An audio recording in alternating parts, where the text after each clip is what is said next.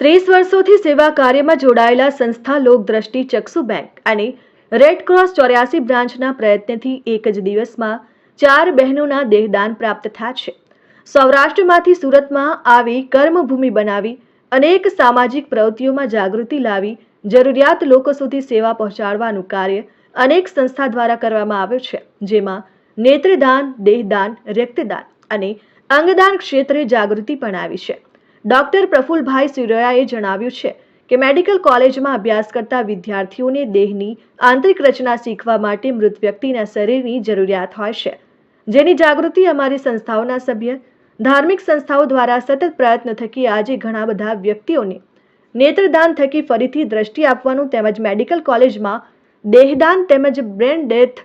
વ્યક્તિઓના અવયવોનું દાન કરવાનું મહામૂલ્ય કાર્ય કરવામાં આવી રહ્યું છે. થેલેસેમિયા, સિકલ સેલ તેમજ આદિવાસી વિસ્તારમાં રક્તની અછત હોય છે, ત્યાંની બ્લડ બેંકોને રક્ત આપવાનું નક્કી કર્યું, જેમાં ગોદાવરીબેન વિઠ્ઠલભાઈ દેસાઈ,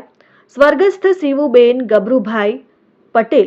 સ્વર્ગસ્થ નાનુબેન ઝવેરભાઈ રાજપરા તેમજ સ્વર્ગસ્થ સમજુબેન છગનલાલ વેકરિયાનું હોસ્પિટલમાં ડોક્ટરોને અર્પણ કરવામાં આવ્યું છે. લોકદ્રષ્ટિ ચક્ષુ bank, red cross blood bank, doctor Prafulbhai Siroya, Dineshbhai Patel, doctor Bhavesh Singala, doctor Rajkishore બહેરા,